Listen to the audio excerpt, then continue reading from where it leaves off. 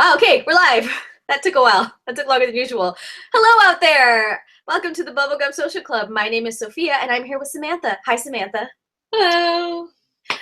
We wanted to do a really quick talk about our thoughts, like a reviewish type thing of Beauty and the Beast, the live action movie that was released recently. And I thought, hey, maybe we can just say like 5 things about how we felt about the movie. And then I got sick, and then I panicked and wrote them at the last minute. So if if they seem a little disjointed, that's why.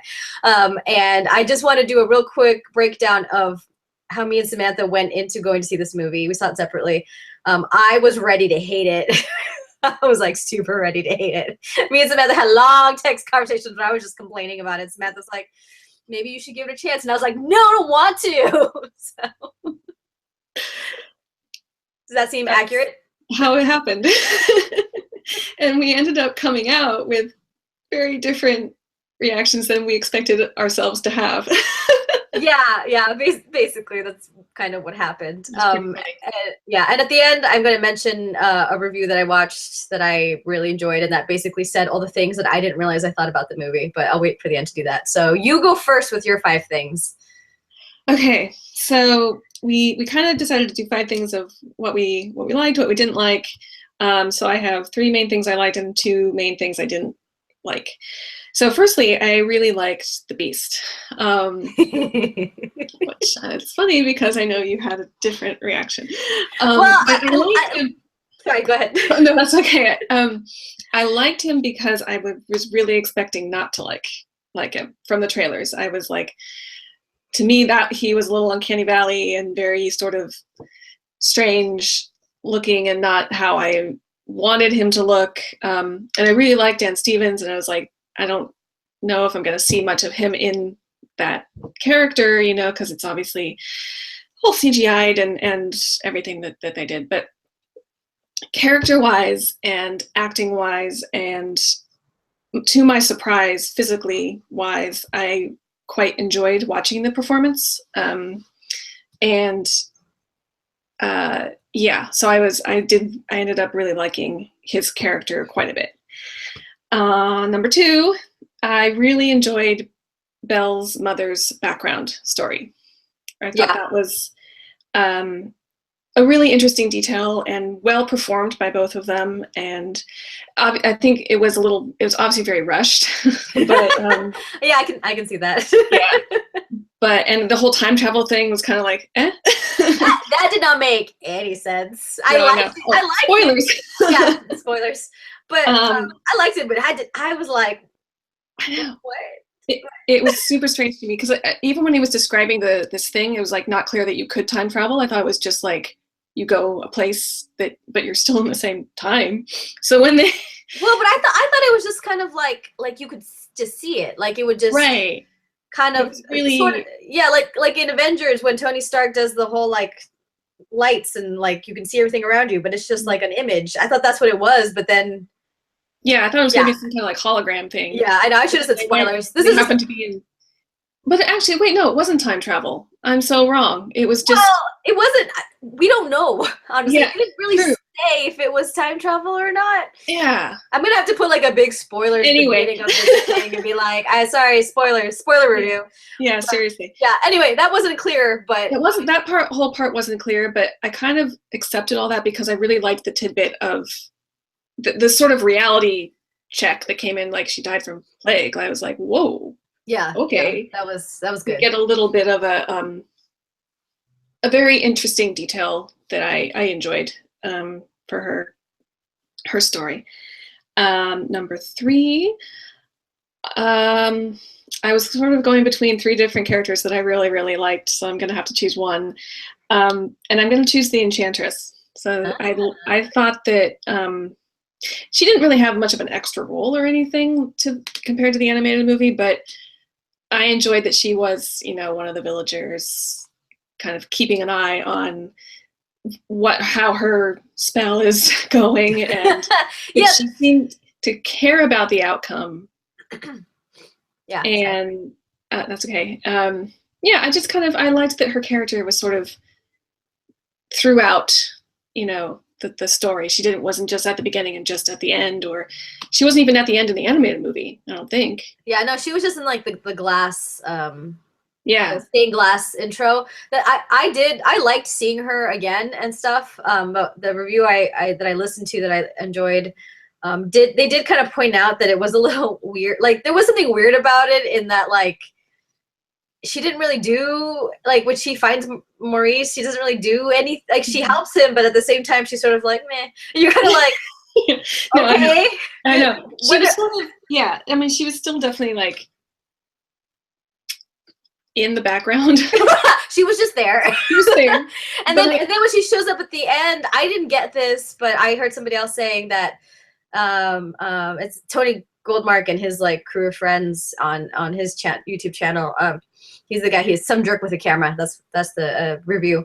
But they were kind of saying that like, so she had to be there to see that Belle really loved him, and then that's why. Like I was a little confused about like what the meaning was there of her being there, because they didn't seem to notice her at all. So was she invisible at that point? So like I really did like seeing her and her being there, but it also was sort of like a weird payoff where like I'm not entirely sure what this is supposed to be, but I like it, I think. Yeah, that's kind of how I felt. I was like, I enjoyed that other presence throughout the movie, and I was like, oh cool, there, look, it's the Enchantress, and then like she goes away again, and I was like, then she came again, and I was like, oh cool, look. yeah, me too. It was like a Where's Waldo of like magic. Exactly. And in the very beginning you're not quite sure if it's her, and then you're like, I wonder if that's the Enchantress, and then it's like, oh look, it is. So it was just kind of it was fun to me to have her character sort of have these touch points throughout the film. I kind of thought that like when she found Maurice, that she was gonna be like almost like she was gonna save the day. Like she was gonna be like, oh wait, what's happening? Like I didn't realize that she was like part of the town. I thought she was just sort of like living in the woods and doing her like enchantress thing. And I thought that she was gonna be like kind of clued into something that was going on that she didn't expect, I guess. Right. And so I thought if you watch the Some Jerk with a Camera and Kyle Calgren's review of like the French Beauty and the Beast and like the animated version, and just forewarning, there's some humor that some people may not like, but it's like a 3-part really long review. I really like it. But the end of the French movie, Gaston turns into the Beast when the Beast turns human. That is awesome. Yeah, it's really like woo, kind of like surreal and like. Why didn't that happen? That's cool. So I think I kind of thought that she was gonna like do something, or she was gonna be like a trigger for something. I don't know. So anyway, that was kind of like my thoughts while I was watching, like, you know, the anticipation I had, and then when kind of nothing happened, I was like, oh, okay. No, absolutely agree. Like she did. Yeah, I was kind of hoping for a little bit more of a payoff with her character throughout, but I still enjoyed that she was there much more so. Yeah. In this sort of omnipresent way. Yeah. So 2 things that I didn't like. I didn't like the Beast's backstory. Only because I felt like it was way too short and way too like convenient, and agreed, 100% agreed. Yeah. I wanted way more of that. I mean, I was really excited. That was one of the things I was really excited to going into the film. Because they hyped it up, obviously. They hyped up a lot of things that did not really pay off, which is a whole nother conversation that I'm very mad about. Yeah. But anyway, it just really, really disappointed me that we didn't get more of, you know, Dan Stevens being the prince before he turned into the Beast. And basically everything we saw in the trailers, like, is in the movie, and I hate that when they hype up something that's only in the trailer. Like, it's already all in the trailer, and I was like, ooh, can't wait to see more of what they showed in the trailer. But oh wait, you know, that was it. That's all you get. Exactly. Yeah. So while I appreciated that they tried to give him some reason, you know, slightly more so than the animated movie, it just didn't. I wanted way more of that. But yeah, so that's one thing I didn't like. And then lastly, I was underwhelmed by Emma Watson's performance, which I was very disappointed in because I am a huge fan. I like her very much as a person, and I like watching what she does. Acting wise in this movie, she did not hold off for me. And I was just disappointed in that because, again, with the hype. Yeah, I need to chime in because we had very different opinions going in. I was like, I was not happy with the casting of Emma Watson, like from the beginning, but I was sort of like, okay, Sophia, don't be super judgmental. Like, don't be like, you know, the dumb Ghostbusters fans who were horrible people, like, you know.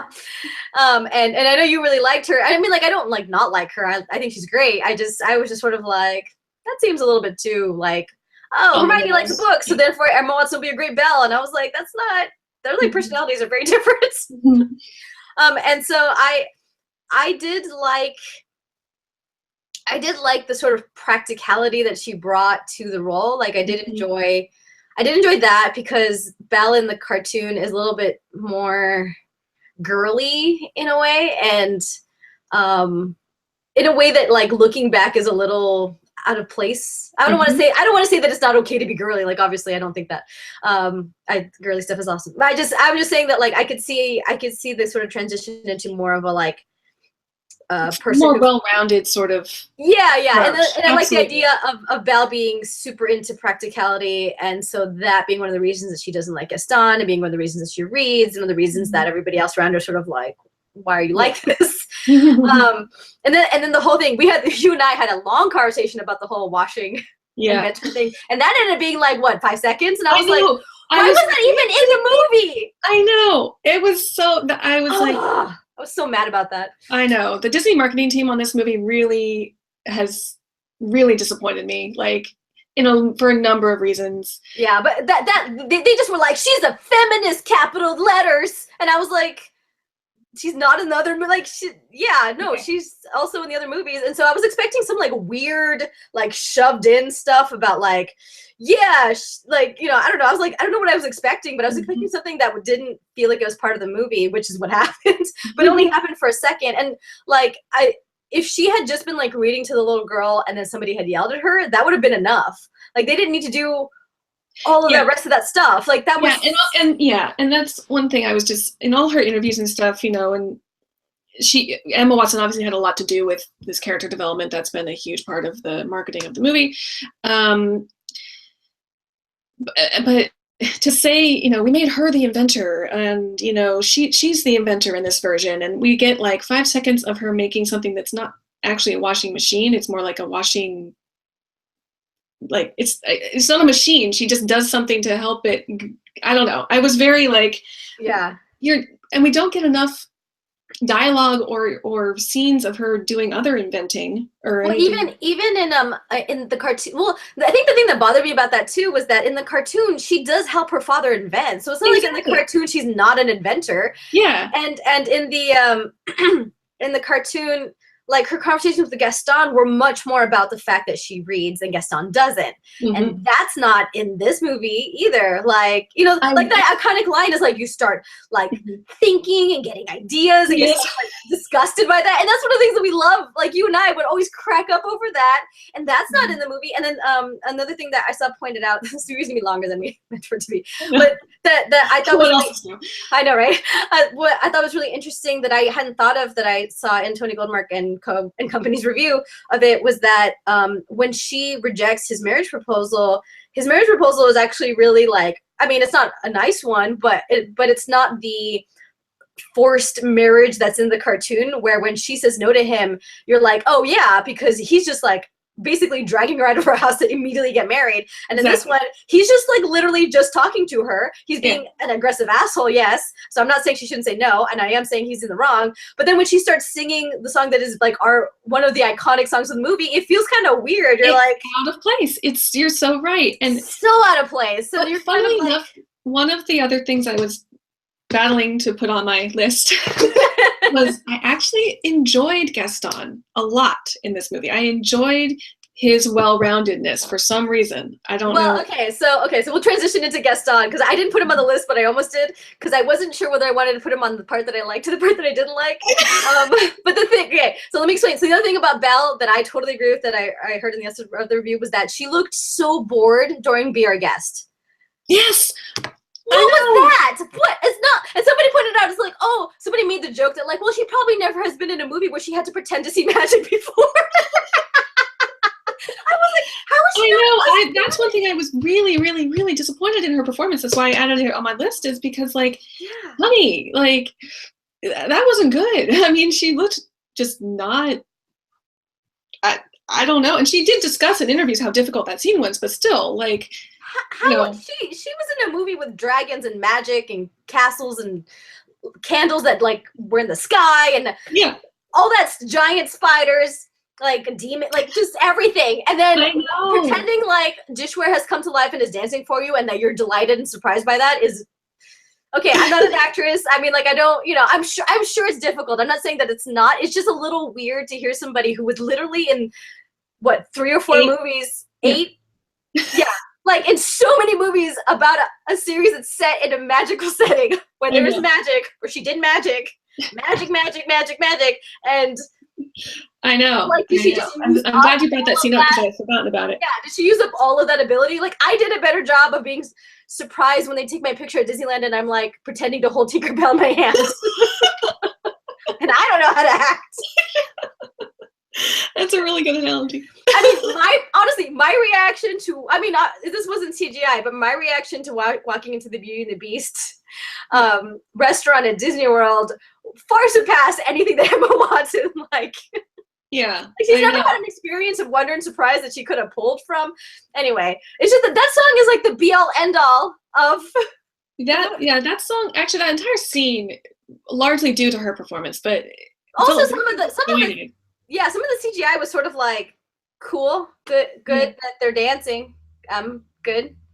Yeah, but I don't know, that entire scene, I felt like I should have been like ready to jump up and applaud, and I really was like, And part of it is because she just looked bored, and you're just so busy watching her. Like, why aren't you excited that this is happening?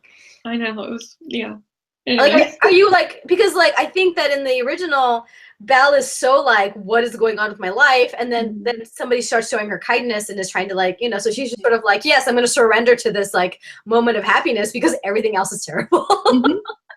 Yeah, it was not well put together in my opinion, that particular sequence. Yeah.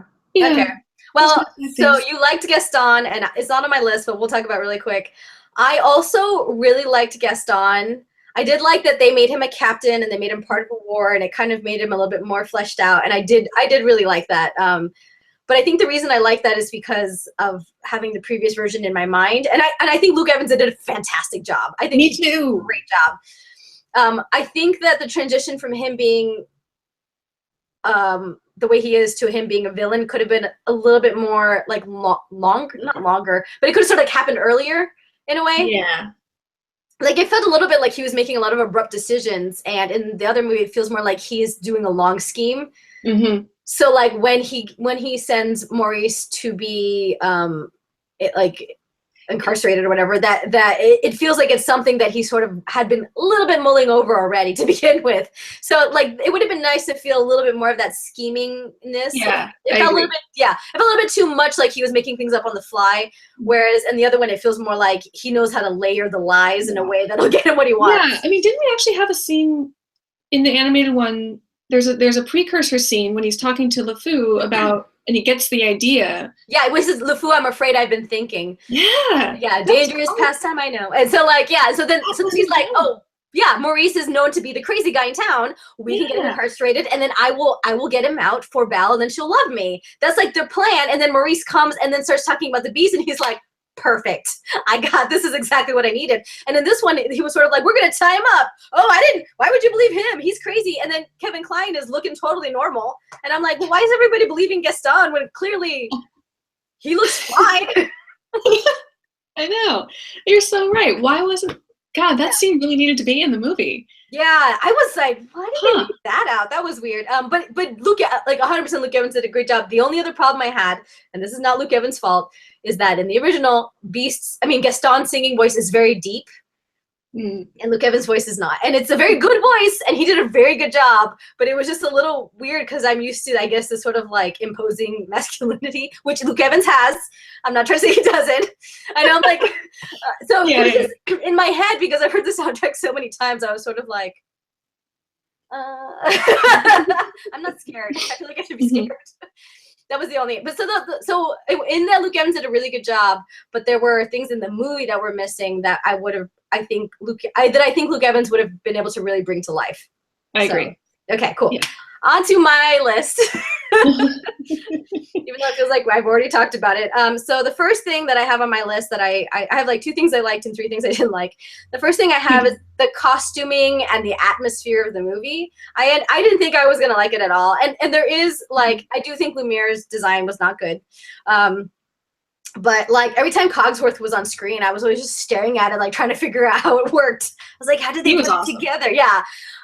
And so I liked the way they did, what's her name? The Feather Duster. Like she was like, I didn't like her at all. I thought that looked really off to me. I liked that. And then, but see, the thing is that you liked the Beast and I liked everything except for the Beast. I did not like, so my number 1 is the costuming and the atmosphere and the and just like I liked how her dresses were simple but had a lot of details on them. But I hated the yellow. I didn't put this on my list, but the yellow dress made me so mad. So angry about the yellow dress. It wasn't great. Supposed to look like that. We can talk about that as a bonus at the end. So yeah, I just thought it was, I really liked just looking at the movie, although it felt a little surreal to me because it was so like hyper detailed and like CGI and then like, you know, compared to the musical, which is, I mean, to the animated version, which is much more simple. But I love that. I'm going to skip to my number 3, which is the Beast's look, which I did not like. And I'm going to apologize in advance. But the way I described it to my brother is like, it looks like he has a fur waterfall on his face. And I was like, this looks fur weird. Waterfall? Yeah, just like a cascading of fur just on his face. I didn't like it. Honestly, it felt like at any moment his mask was just going to start peeling off. Really? I would be looking at his lips and just be like, I feel like that's not supposed to work like that. I liked his expressions. I liked the acting. I liked like I thought that the Beast was like, based on the trailer, was going to be like really sassy, but he actually was more like one of those people who was accidentally sassy. And I liked that because it was kind of cute where Belle's like, did you just tell a joke? And he was like, yes. I did enjoy that because, you know, I'm sure he'd been talking to himself a lot in the time period, and all of a sudden he has somebody else to talk to, and he's probably had changed the way he talked over time based on where he was at the beginning of the movie to like the middle of the movie. So I did really like, I thought Dan Stevens did a good job as the Beast, but I just didn't like the CGI of the Beast. And also I didn't think he looked scary enough. That is one criticism I would agree with. Yeah, I you know, when the Beast shows his face in the animated version, it is scary. Like he comes into the light is shining down in a way that like casts all these weird shadows. He's got these horns at the top of his head, and he looks like something that will eat you. And in this one, he actually just looks like a thing that you would talk to. He looks a little pathetic. Yeah. Yeah, he looks a little bit like a talking tree.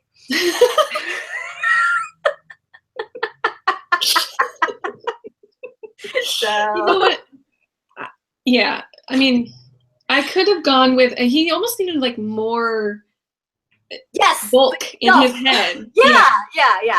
I think if it had been a bit more, I don't know, like even like Sully from Monsters Inc. was more imposing than this Beast was, and like that's not how it's supposed to go. Yeah, I feel like, I mean, they almost maybe compromised bulkness for the expression, because if he had more, because he may not have been able to act as well, and they would have been able to do this. I mean, that's just a guess, but again, I don't know. I just think that it should have been a bit more animalistic. But then again, I would agree with that. Yeah, just because of the fear part of it that but I mean, you know, what would have been interesting if he had looked slightly more human the more she got to know him, like kind of make it look a little bit more like the first look of him is all these shadows and sort of like, oh god, he's a monster, but then when she actually like talks to him, he's like, oh, you don't actually look like that. You look a little bit more like approachable. Cool. Yeah, and then I'm just gonna link, even though I didn't write this down, we'll link that to the wardrobe was super creepy. Yes, it was horrifying. It was and I love, is it Audra McDonald, right? The actress, like she's amazing, and I was so excited. Like she's I was like, I need to go see this movie because of her. And I think I actually thought that she was Miss Potts for some reason. I don't know why I thought that. And then I was like, why does the wardrobe look like that? Looks like it's gonna, that's something that looks like it's gonna eat you. Yeah, no, the wardrobe was more scary than the beast. That's not what it's supposed to go. It so was. Okay, Yeah. new version. The wardrobe. The beast is like the gay best friend that's gonna dress you, and the wardrobe is the actual beast. I was just like, why does it look I kept trying to just acclimate myself to it, but every time it showed up, I was like, and I finally saw like the eye parts, you know, with the oh, mouth. I couldn't figure out where to look. I was It like, took where is forever. the mouth? But it's scary. No, they didn't do a good job with that. Okay, so on to my skipping back to number 2. I really liked that Belle tricked her father into leaving.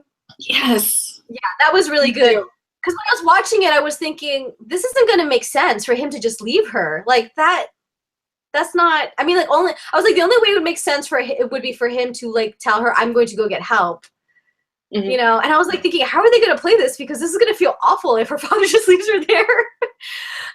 For whatever reason, it works in the cartoon because you've already suspended your disbelief because it's a cartoon.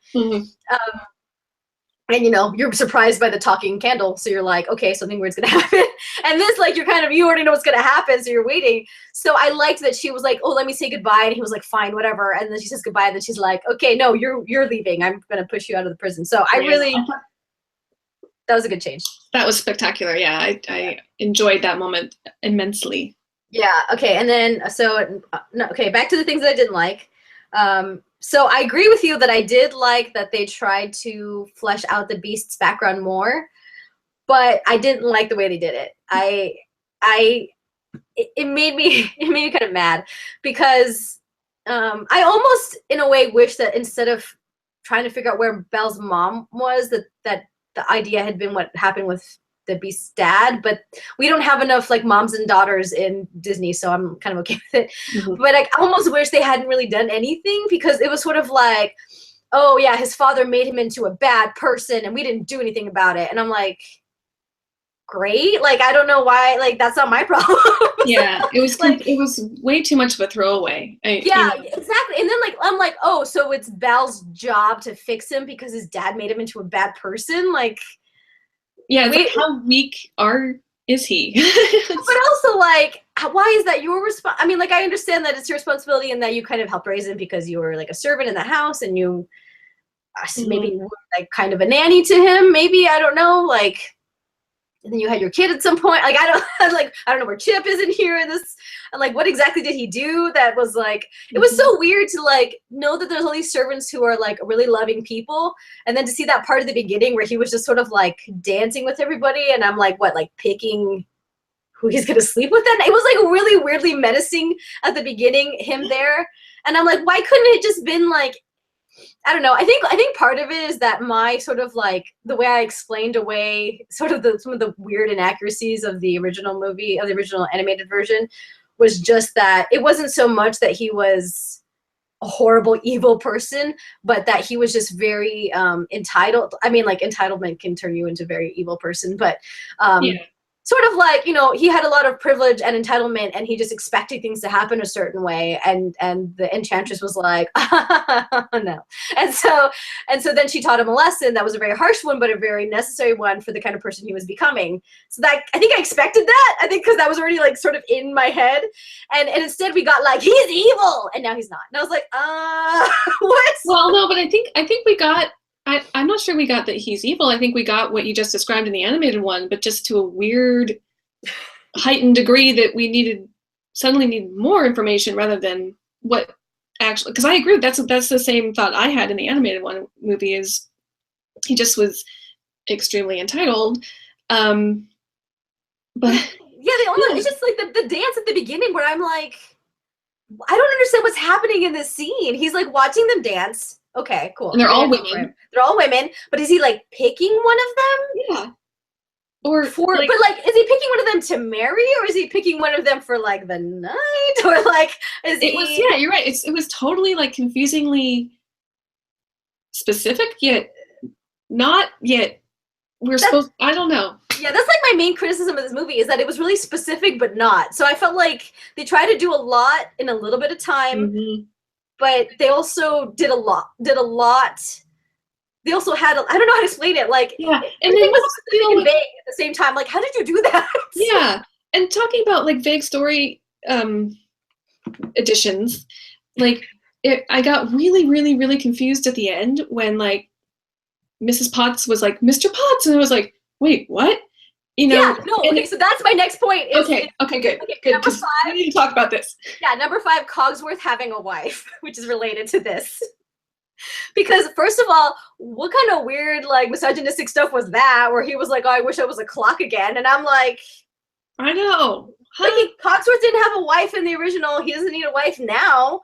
Like, that was weird. Like, she didn't. That was tremendously unnecessary. Yeah, it took me out of the movie. I was like, and I was enjoying the movie up until that point, even with all my complaints. I was really like, I like totally was like, oh god, what's gonna happen next? As I was watching it, and then that happened, and I was all like, oh yay, everybody's reunited, it's gonna be great, like this is awesome. And then that happened, and I was like, what? That was weird.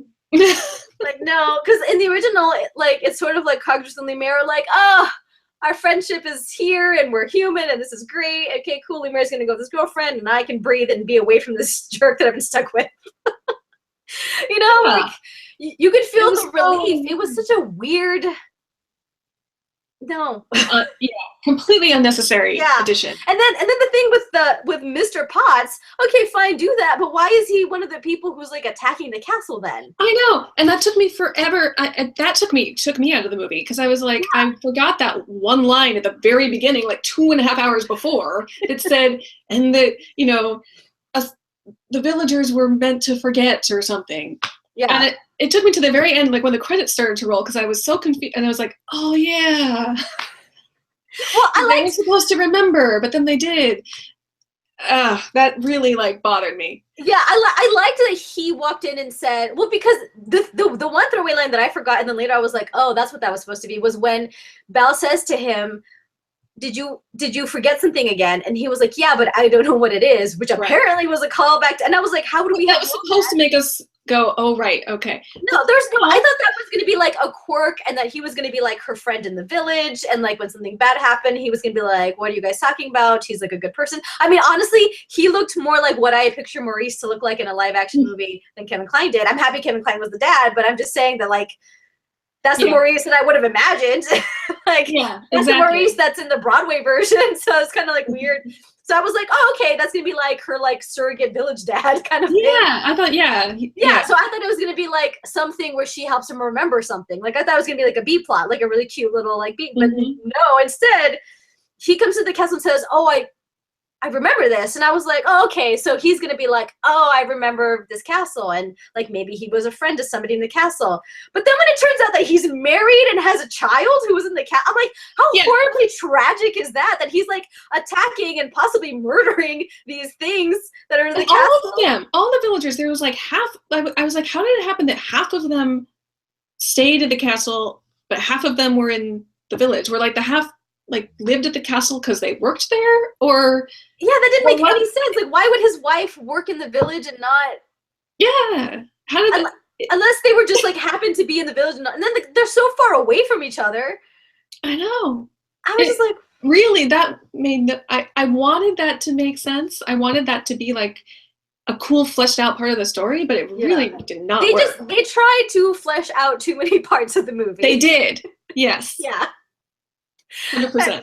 It was basically like fan fiction of really, really expensive fan fiction of the animated version. Yeah. Tagline for this video. Really expensive. Yeah. Like, because I really do, like, I love the original movie, and I liked everything. I don't know. I did enjoy the movie, and I probably would watch it again, but I think I'd watch it again, and I think I would enjoy it a hell of a lot more now, knowing a couple flaws that are there, but knowing also the stuff I'd forgotten about by the end. You know, I think I would enjoy it a lot more having seen it once. And it's just that's why, like, when I got out of the movie, because I told my parents, like, okay, be prepared, because after this I'm probably going to be complaining a lot about this. And then I saw the movie and I was like, oh no, I liked it. And then when you texted me and you were like, oh, I hated these parts, and I was like, oh my god, did we have opposite reactions to this? It was crazy. But I think it's just clearly a case of like, this was one of those cases where I should not have followed along so long over the past year and a half. When I heard about it, I was like, oh, this is gonna be amazing, and I love Emma Watson, and oh my gosh. Yeah. So I did build up a lot that I wanted to happen. Yeah. And I got pretty let down by some of those things. And I think in this case, probably better to be in your position where you're like, I'll see it, but I don't really know about this. I'm really not sure if this is going to be good. Yeah. Well, I think part of it is, I mean, like, because when they did the Cinderella remake, I still need to see that. I just want to see it because it looks pretty. I was sort of like, okay, whatever. Like, So, I get it, it's pretty. And then when they did the Maleficent movie, I was like, oh, I don't know how I feel about this. But I'm not like a big fan of. I am a big fan of Cinderella, but not like in the way that I. Like, I remember watching Cinderella as a kid and really enjoying the movie, but like the mice were sort of like the things that I focused on. And then like Beauty and the Beast hit right when we were at that age where just like, yes. Like, I remember like I had like a almost like, what are they called? Like overall dress. yeah.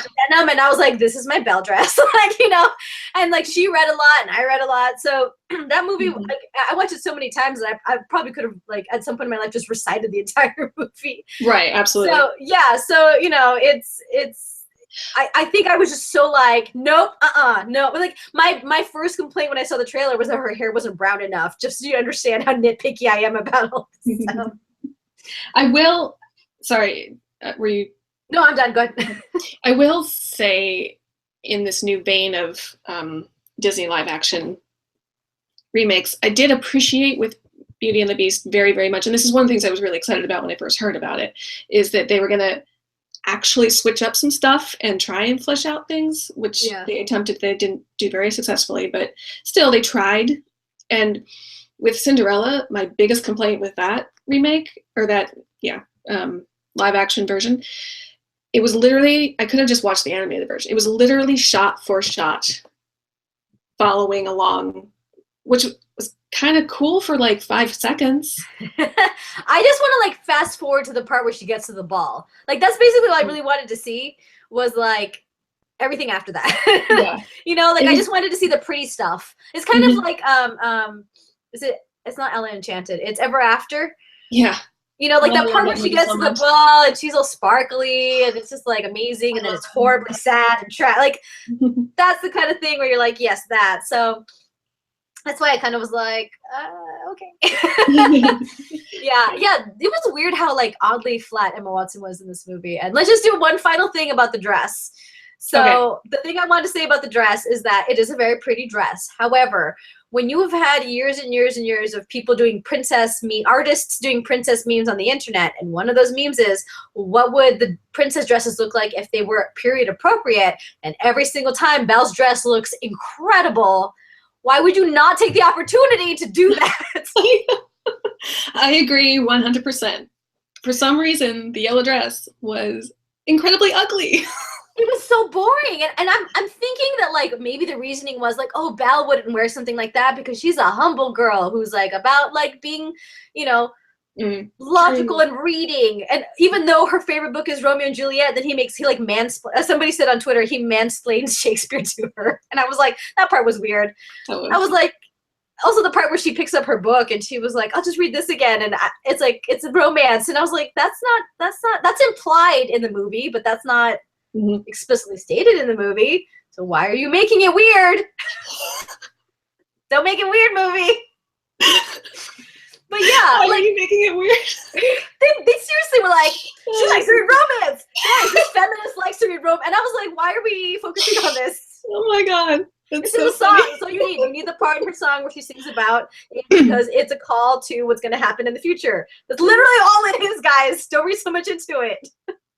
This is one part of the movie that didn't need a backstory. No, make it stop. I did like that there wasn't actually a bookstore or library, though. I thought that was a cool. Yeah, no, I liked that. But then all of a sudden we have this like character who seems like he's gonna be really important, and then is not at all. He's like, "Hey, don't stop, don't." I was like, "Okay, thanks, guy who runs the bookstore." Cool. So right. Yeah, the dress was awful. yeah, it should have been this like amazing, gorgeous thing. Like it would have been better if the wardrobe hadn't been terrifying, and the wardrobe would have been like, you know, I do have this dress, and I bet you would like love to wear it. And she would have been like, oh no, that's not really myself. But then she would have like, she's like, well, at least try it on, and she would try it on. And she'd be like, oh, this is amazing, and I'm gonna dance it. This is gonna be great. And then she's gonna like caringly, lovingly put it away, or get on a horse and ride on it all the way to the village. And now that always bothered me, even in the animated one. It's like, change your clothes. Yeah. Before you ride the horse. I don't know. Anyway, I just. Yeah. So I think, you know, if you have like a high tolerance for musical silliness, this is a fun movie to watch. If you go into it kind of expecting things to be weird. I mean, like, I definitely say watch it for Luke Evans' performance, because he is fantastic. And it was a little weird to see Lumiere turn into Ewan McGregor at the end, because I was expecting it to look like very young Ewan McGregor, and it looked like much older Ewan McGregor. Like, I was like, oh yeah, he doesn't look like that anymore. Right. That was funny. That was a little weird. No offense to Ewan McGregor, but also like, why did you put his makeup like that? Anyway. So, oh man, this was fun. This has been Musical Reviews, brought to you by Sophia Samantha. All right, well, those were our 5 things about Beauty and the Beast. I think that's it. What do you think, Samantha? Well, I think that sums it up. Yep. All right, well, as always, thank you for listening, and I'll see you later. Bye.